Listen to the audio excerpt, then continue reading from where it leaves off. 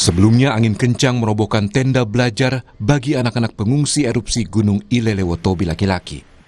Saat kejadian, anak-anak telah selesai belajar di dalam tenda. 3 pekan ini anak-anak pengungsi belajar di tenda pengungsian karena semua ruangan kelas di SMP Wulanggitang dan SDK Kemiri dipakai untuk menampung ribuan pengungsi.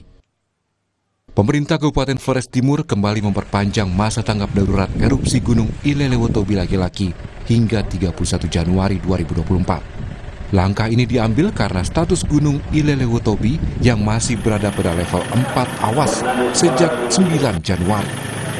Tanggap darurat diperpanjang selama 7 hari sampai dengan tanggal 31 Januari.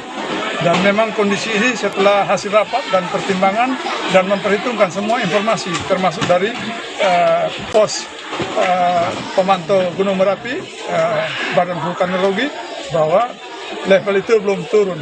Jadi kita masih menambah. Mudah-mudahan cepat segera turun. Hingga saat ini jumlah pengungsi sebanyak 6.000 jiwa lebih yang tersebar di sejumlah lokasi pengungsian.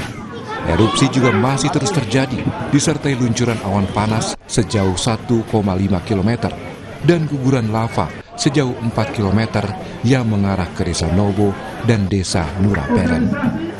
Citos Natun, Kompas TV, Flores Timur, Nusa Tenggara Timur.